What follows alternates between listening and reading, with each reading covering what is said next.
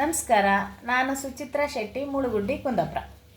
ನಾನು ಹೇಳ್ತಿದ್ದ ಕತೆ ಸೀತಾಪರಣ. ಸೀತೆ, ರಾಮ ಮತ್ತು ಲಕ್ಷ್ಮಣ ವನವಾಸಕ್ಕೆ ಹೋದಲ್ಲಿಪ್ಪತ್ತಿಗೆ ಪಂಚವಟಿ ಎಂಬ ಕಾಡಾಗೆ ಪರ್ಣಕುಟೀರ ಅಂದರೆ ಈ ಅಲಿ ಮನೆಯಾಗೆ ಇದ್ದಿರೋ. ಅಷ್ಟೊತ್ತಿಗೆ ಈ ಸೀತೆ ಅಂಬಳ ಕಾಡಿನ ಚಂದು ಕಾಂತ ಹೆರಬದಿ ಕಾಂತಿ ಇಪ್ಪತ್ತಿಗೆ ಕಾಡಿನ ದಾರಿ ಮೇಲೆ ಒಂದು ಚಿನ್ನದ ಜಿಂಕಿ ಓಡಾಡತ್ತ ಕಂಡಳೆ.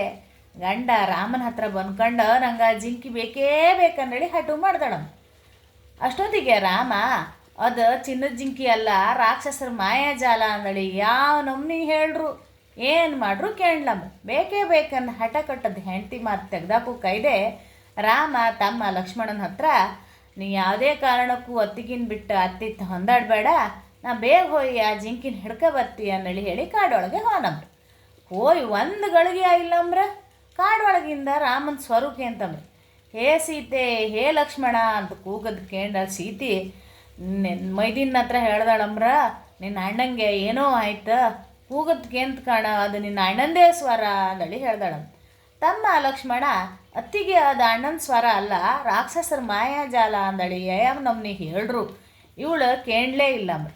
ಅತ್ತಿಗೆ ಬಾಯಿ ಬಂದು ಮಾತಾಡೋಕೆ ಶುರು ಮಾಡ್ರ ಮೇಲೆ ಮೈದಿನಿಗೆ ತಡ್ಕಂಕೈದೆ, ಆಯ್ತು ನಾನು ಹೋಯ್ ಬತ್ತಿ, ನಾ ಹಾಕದು ಈ ಗೆರೆ ದಾಟಿ ನೀವು ಈಚಿ ಬಪ್ಕಿಲ್ಲ ಅಂದಳಿ ಹೇಳಿ ಮನೆ ಬಾಗ್ಲಾಗ ಒಂದು ಗೆರೆ ಇಡೋದಿಕ್ಕಿ ಅಣ್ಣನ ಹುಡ್ಕೊಂಡು ಕಾಡೊಳಗೆ ಹೋನ. ಲಕ್ಷ್ಮಣ ಹೋಯ್ ಒಂದು ಗಳಿಗಿನೆಗೆ ಈ ರಾವಣ ಎಂಬ ರಾಕ್ಷಸ ಸನ್ಯಾಸಿ ಆಸುವಾಯ್ಕ ಬಂದ್ನಂಬ್ರ. ಅಮ್ಮ ಭಿಕ್ಷಿ ಕೊಡಿ ಅಂದಳಿ ಕೇಳ್ನಂಬ್ರ. ಸೀತಾದೇವಿ ಭಿಕ್ಷಿ ತಗೊಂಡು ಬಪ್ಕು, ಅಮ್ಮ ನೀವು ಹೊಸ್ಲು ದಾಟಿ ಈಚಿ ಬಂದು ಕೊಡಿನಿಯೇ ಅಂದಳಿ ಹೇಳ್ನಂಬ್ರ.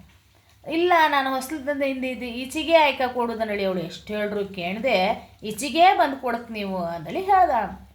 ಇನ್ನಂತ ಮಾಡೋದು, ಸನ್ಯಾಸಿ ಮಾತು ಮೀರು ಕೈದೆ ಅವಳು ಆಚೆಗೆ ದಾಟಿ ಭಿಕ್ಷಿ ಹಾಕೋಕ್ಕೂ ಈ ರಾವಣ ಎಂಬ ರಾಕ್ಷಸ ಸನ್ಯಾಸಿ ಆಸದಿಂದ ರಾಕ್ಷಸನ ರೂಪ ತಾಳಿ ಅವಳನ್ನು ಎತ್ಕೊಂಡು ಹೂವಿನ ವಿಮಾನದಾಗೆ ಅವಳನ್ನು ಹೊತ್ಕೊಂಡು ತನ್ನೂರ ಲಂಕಿಗೆ ಹಾರಿ ಹೊನ್ನ.